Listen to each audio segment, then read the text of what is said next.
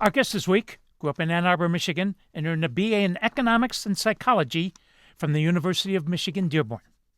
From 1995 to 98, he worked part-time at NBD as a banking representative. And since 2001, he's been a senior vice president of Ave Maria Mutual Funds, which is a group of 6 no-load mutual funds designed for serious long-term investors who want to invest in accordance with their pro-life Catholic beliefs. His name, Bob Schwartz. And I'm Jack Rasula, and this is Anything is Possible on 760 WJR. I'm Jack Rasula. This is Anything is Possible, and with Bob Schwartz, Senior Vice President, Ave Maria Mutual Funds. Bob, welcome. An honor to have you. Great to be with you, Jack. Thanks so much. Can you lead us, please, in an opening prayer as we begin? Sure. Dear Lord, thank you for this day. Thank you for the gift of life, the gift of faith. Thank you for this opportunity to have this conversation. Please bless our time together, the words we say, our thoughts, and our actions. May they draw us closer to you and help us to lead others to you. Amen. Thank you. Let's go back. Talk about your childhood, your mom and your dad, please. Sure, Jack. I grew up in Ann Arbor, Michigan. I'm the 4th of 5 children, and I think that positioning in the birth order benefited me greatly. I was always an observant child, and I was able to learn vicariously through my siblings, see the things that they did well, see the times where they faltered a bit, and where they upset mom and dad, and able to avoid some of those mistakes. All right. What's the biggest thing you learned from mom? What's the biggest thing you learned from dad? Both parents very loving, very different styles. Mom was a stay-at-home mom. She went to all of our sporting events. Dad did too, but transported us back and forth to different events, and very laid-back personality. Mom, one big lesson from my mom was that worry and guilt were both useless in her eyes. And she said, instead of feeling worried or feeling guilty, to pray. And that's been a lifelong lesson that I take from my late mother. All right. You prayed that God would give you the right lady. You're at U of M Dearborn, and there's this lady, Michelle, a year ahead. Talk about Michelle, your better half. Michelle is truly a gift from God. We actually met in high school, and we were in the same friend group, and I was her math tutor, of all things. And I remember vividly at her high school graduation, her father coming into the church for the graduation, and I was there passing out the programs for the graduation. And he says, "You're Bob Schwartz, right?" And I said, "Yes, sir, I am." He goes, "Well, I'm Michelle's dad, and I just want to thank you. I'm going to buy you lunch one day." Fast forward about 6 years later at our wedding, he brought up this story in his toast and said to me, I think we're even. I think we're good. You might have been her math tutor back then, but now she's your tutor. For life. For life. All right. Speaking of great tutors for life, from 95 to 98, you worked for NBD. That was the gold standard back then. The training that they had, the culture that they had, Bob, was phenomenal. Talk about it, and how was it so? It's a great opportunity. I was working at a branch as a banking representative in Dearborn, Michigan, not far from the University of Michigan, Dearborn. And phenomenal people, phenomenal culture, gold standard, like you said, Jack. And at the time, NBD went through its merger with First Chicago. Later, Bank One, now Chase, J.P. Morgan Chase. So it's now the largest bank in the country. And maybe I played a small role in getting it to that point. Well, and then Werner Stock was running the bank. And John Carter was in charge of middle market lending.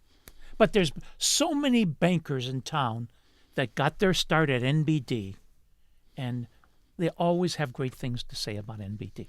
Absolutely. Yeah, very fine banking organization, great lender, and just first-class service all the way around.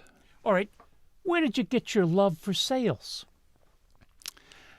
It's an interesting question. I tend to think of sales a little differently than some folks. My first passion after I graduated from college was education. And I was working on a master's degree in education at the University of Michigan in Ann Arbor. And I think of sales as educating people, pointing out a need and showing them how they can solve that need with a product or service. Well stated. We're talking to Bob Schwartz, Ave Maria Mutual Funds. His dad, George, started an investment firm, and his uncle Greg started an investment firm. One in 76, one in 80. We're going to talk about those two gentlemen in the next segment. And I'm Jack Rasula, and this is Anything is Possible on 760 WJR. This is Anything is Possible. I'm your host, Jack Rasula. We're with Bob Schwartz, Ave Maria Mutual Funds. In 1976, Bob, your uncle Greg Schwartz starts Schwartz and Company. Then in 1980, your dad, George Schwartz, starts Schwartz Investment Counsel. Their mom and dad, what was in the water? What did they feed those kids? Both of them went into the investment business, and both of them have become icons.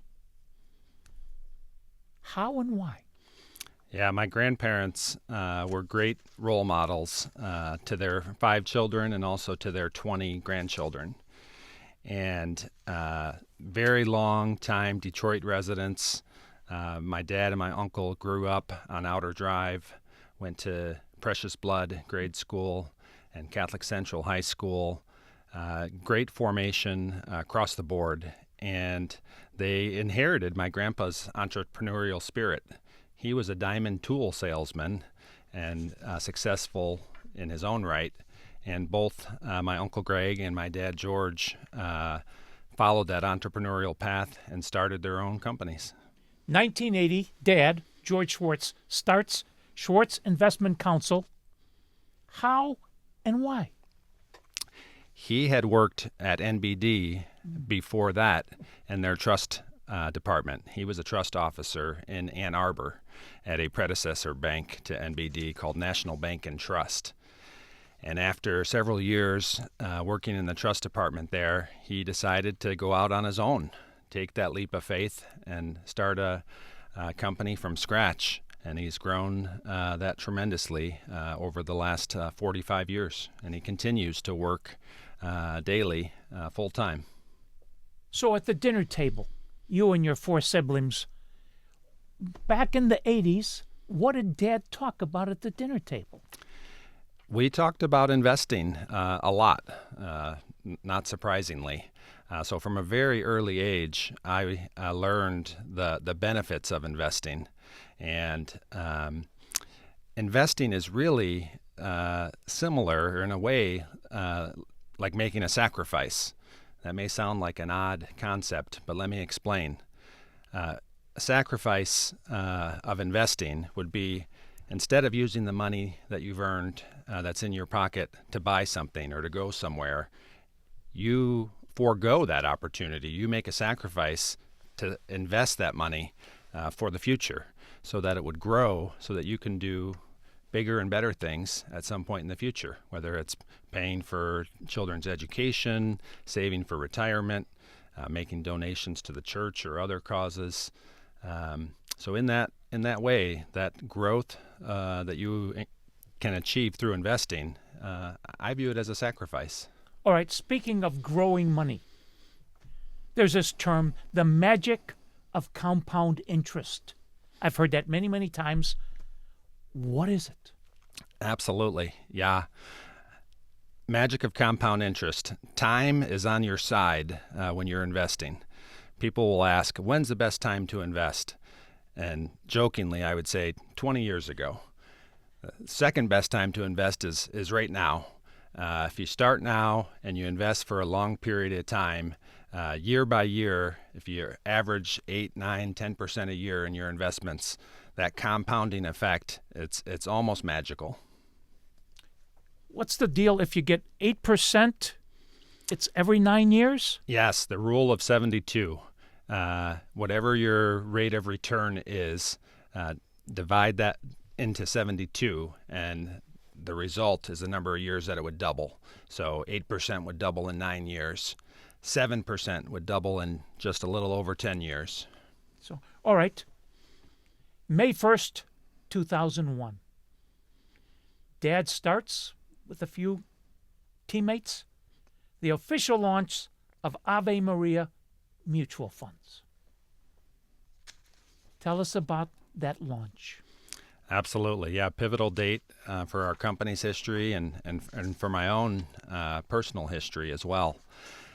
Leading up to that, Bowie Kuhn, the late commissioner of Major League Baseball, and Tom Monahan, longtime friend of the family, came to my dad in the year 2000 with the idea of starting a pro-life mutual fund. We're Catholic. My dad had no idea what he meant. My dad says, "Do you want me to invest in companies that make rosaries or print Bibles or build churches?" And they said, no, we want you to invest in the same types of companies that you've always invested in, value-oriented companies that are trading below their intrinsic value, but screen out companies that are involved in abortion. That was the genesis, the original idea. So my dad talked to lawyers, talked to colleagues, filed the paperwork to set up the first fund, and it sat at the SEC. Sat, wasn't approved. When it was finally approved, it was May 1st, 2001. May 1st, Our Lady's Day. So Bowie and Tom viewed that as divine providence that it would become effective on May 1st. Almost 24 years later, it's now the largest Catholic mutual fund family in the U.S. 6 funds, which we're going to talk about. They're all no-load mutual funds. What does that mean? Yeah, great question, Jack. No load means there's no commissions to buy or sell the funds. So you can invest in these funds directly through us or through several hundred other intermediaries like Charles Schwab and Fidelity and Merrill Lynch and others. All right, let's go through them. Ave Maria Rising Dividend Fund. That was started in 2005, and the concept with the Rising Dividend Fund is to look for companies that pay a dividend and that will have the ability to increase their dividend over time. So we're looking for capital appreciation in the stock prices of the individual holdings in that fund, but also companies that have the ability to grow their dividend over time. Ave Maria Growth Fund. Ave Maria Growth Fund is categorized as a growth at a reasonable price type fund. GARP is the acronym. Our firm is a value-oriented firm by history, and to manage a growth fund, we had to stretch a little bit outside of our historical expertise. We've added portfolio managers and analysts that have that expertise, and that fund has done a great job since 2003. If you want to learn more, www.avemariafunds.com. All right, talking about value, Ave Maria Value Fund. That's the original fund, started in 2001. And at the time when we launched that fund, there was no grand plan or grand vision to add other funds and become a family of mutual funds. That came about organically based on shareholder demand. The success of that fund in 2001 led our investors to ask for more asset styles in the same concept of the morally responsible investing that the Ave Maria funds subscribe to. All right, speaking of expanding, Ave Maria World Equity Fund. That was our first foray outside of the U.S.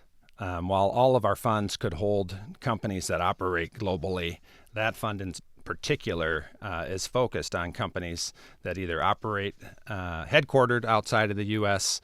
or get a substantial portion of their revenue from outside of the U.S. It's just a tool for diversification. Ave Maria focused fund? Our newest fund launched in 2020. Not many investment shops were launching mutual funds in 2020. There were a few other things going on in the world at that time, but our firm, small enough, nimble enough, and saw an opportunity to launch a fund there. And it differs from the other Ave Maria Mutual Funds in that it is a concentrated portfolio. What do I mean by that? All of the other Ave Maria Mutual Funds are diversified investment companies. They have several dozen holdings, 40 to 50 stocks in each of them.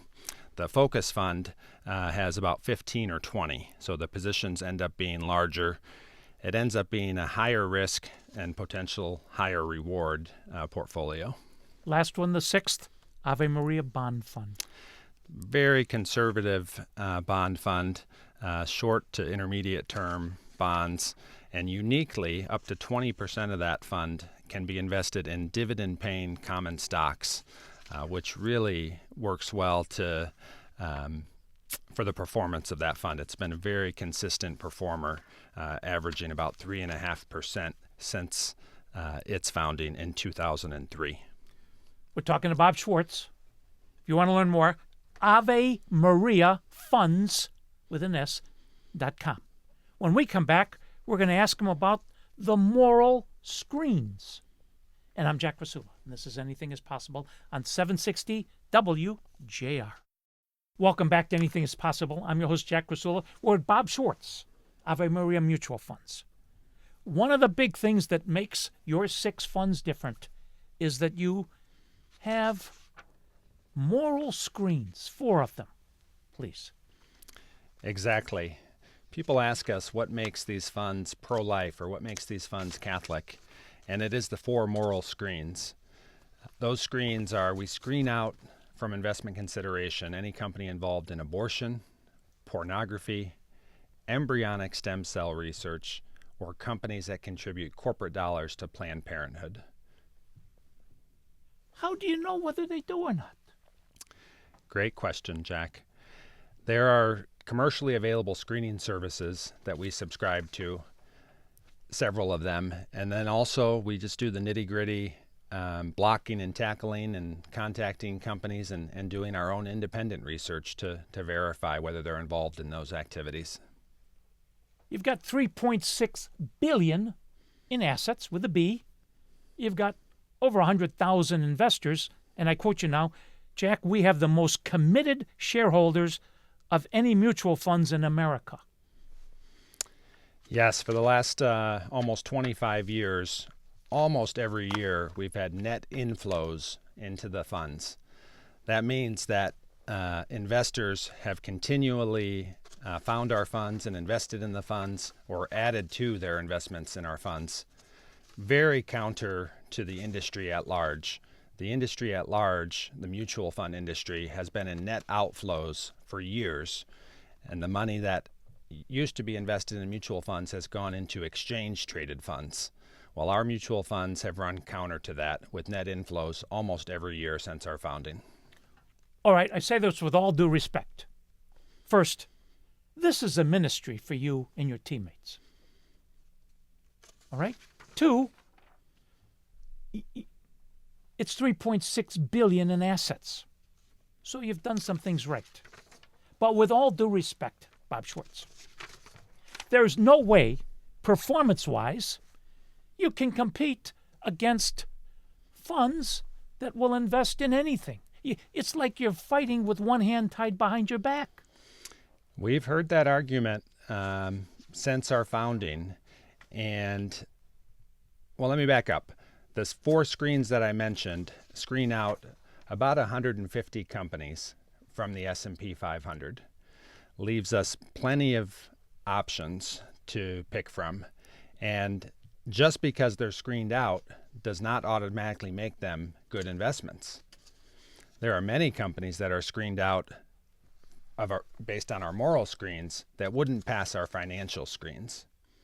So all that to say, the moral screens have not hampered us. Our analysts and portfolio managers do the fundamental security analysis and looking at the financials And then after they find a company that we deem worthy to invest in, we put it through the moral screens. Plenty of good options and plenty of good investment results over the past 24 years. So bottom line, you can do the right thing and still be very successful, profitable at the same time. Yes, we'd say you can do well and do good. All right. All right. Speaking of doing well and doing good, advisory board. I mean, the list is unbelievable. You mentioned one guy named Bowie Kuhn. He was the commissioner of baseball. He had an aura about him that was unbelievable. When he walked in a room, it just... Hall of Famers would stop. It was Bowie Kuhn. Talk about Bowie Kuhn. Amazing man. Very privileged that early in my career, I had opportunity to spend time with him, not only at our advisory board meetings, but one of my responsibilities back in the early days was head of transportation. Transporting Bowie to and from the airport was one of my favorite assignments. Those one-on-one conversations with him, those memories will last my lifetime. The way he could tell stories, the way he could remember specific baseball games, specific pitches, foul balls, strikes, who was on first, who was on second. He had a photographic memory and just tremendous man and tremendous storyteller. Great values. He was the commissioner of baseball from 69 to 84. Then there was this other guy that was not impressive growing up, very quiet, started a pizza business, him and his brother, by the name of Tom Monahan. Tom Monahan is one of my heroes. He and my dad both have been very instrumental in my professional life, my faith life, my personal life. Tom first met Bowie when Tom bought the Detroit Tigers. The year Tom bought them, they went on to win the World Series, 1984 World Series. And Tom and Bowie maintained a lifelong friendship until Bowie's passing. And I can't say enough good things about Tom and how influential he's been for me. He lost his wife, Marge, a while ago, and he's remarried again. All right, next one. Raymond Arroyo. We met Raymond early on, too. My dad and Bowie were on Raymond's EWTN TV show in 2001, and it was unbelievable, the response that they received. Bowie could really command an audience and tell a story well. And on that interview on Raymond's show, it was a grand slam home run. Bowie and my dad were on for 45 minutes or so, and in the days and weeks to follow, we had over 4,000 phone calls to our 866 phone number with people wanting to learn more about the Ave Maria Mutual Funds. We're talking to Bob Schwartz. If you want to learn more, www.avemariafunds.com. Okay, speaking about telling a good story, the next guy's 140 pounds, talks with a lisp, gets $30,000 a speech. Lou Holtz. Lou Holtz has got to be one of the greatest leaders and motivational speakers in history.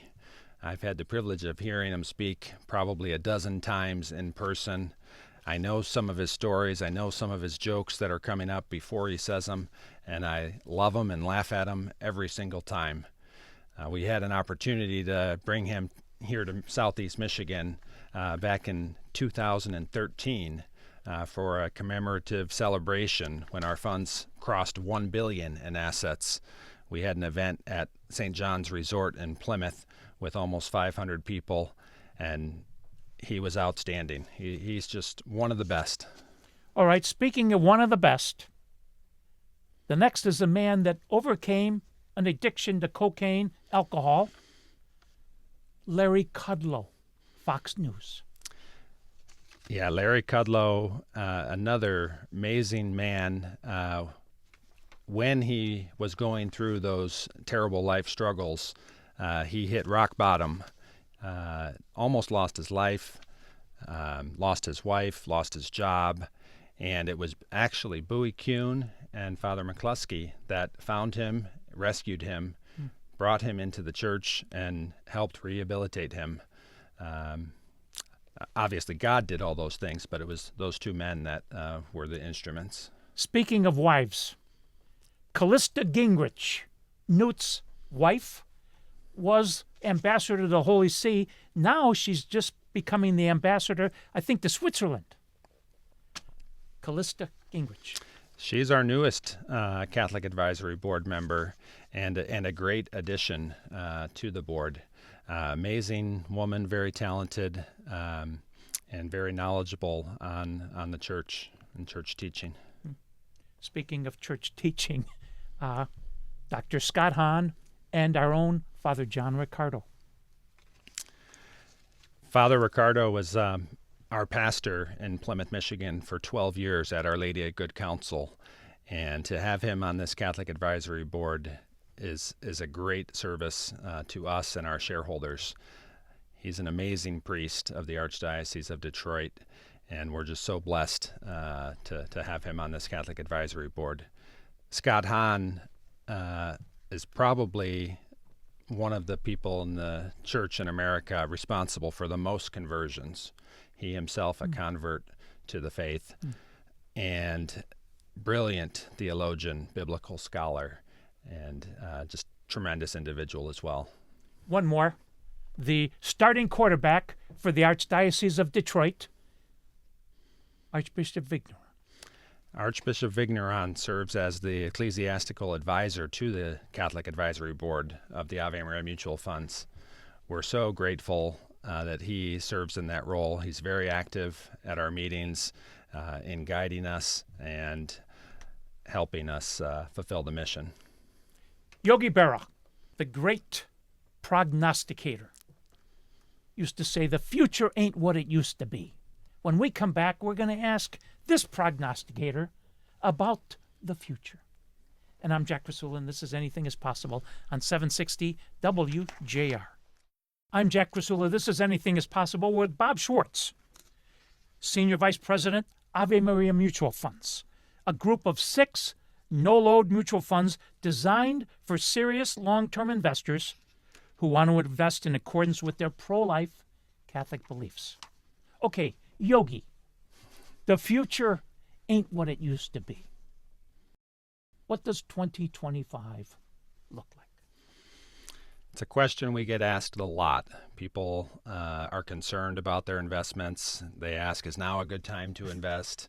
What's going to happen next month or next quarter?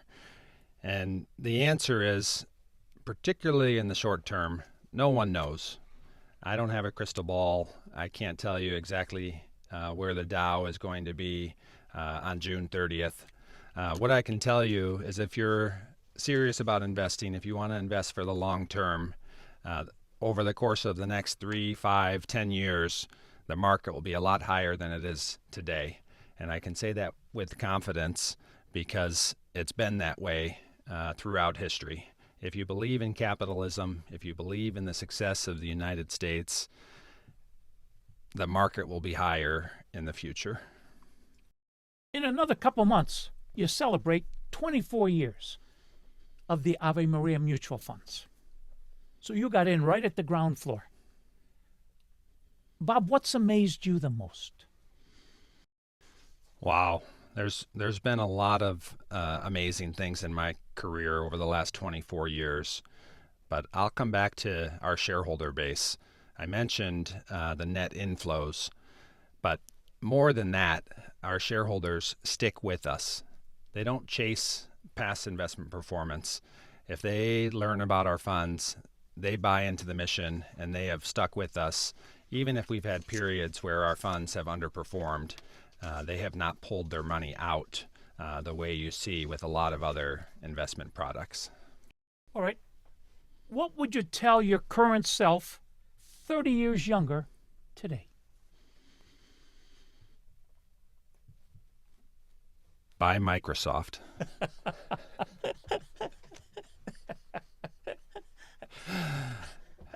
No. And that thing called Google, too. Huh? Yeah, right. It's a good question. I've grown up around investing my whole life, as we've talked about, and just being a part of a strong family, amazing company with great culture. I don't take it lightly, the gift that is. I talk with friends of mine who work at secular companies, and they say they have to check their faith at the door before they go into work. I don't have that, and I know that's a tremendous blessing to be able to have my faith, my family, and my finances all integrated in that way. You call those your big three: your faith, your family, and your finances. In that order is what you say. Expound on that. Yeah, absolutely. My philosophy of life, if I could distill it down to 4 words, would be love God, love others. I fall short on both of those at times, but I'm blessed to be able to have that view of life and also have it be congruent with my professional life. Everybody that knows you admires you. And one of the many reasons is your faith, your relationship with Jesus. How have these last 24 years strengthened and enhanced that? I grew up Catholic, great role models in my parents and in my siblings, but it really wasn't until I was in my late 20s that my faith really became my own. Definitely a work in progress, as we all are, but I got more serious about my faith at that time. It was actually around the time of an election, and the election didn't go the way that I had wanted it to go, and I was depressed and upset and searching for more. And it was really then that I turned to my faith and began the journey of deepening my relationship with the Lord. Proverbs 3, verse 5 and 6. Trust in the Lord with all your heart. Lean not on your own understanding. In all ways submit to him, and he'll make your paths straight. Bob, that's how you live each day.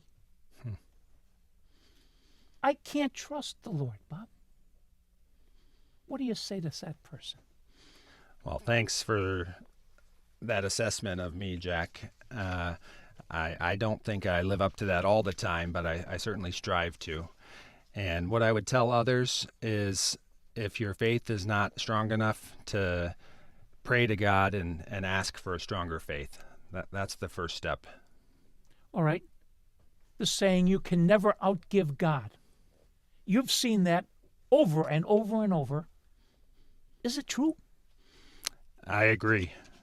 God is beyond generous with his gifts and blessings to all of us.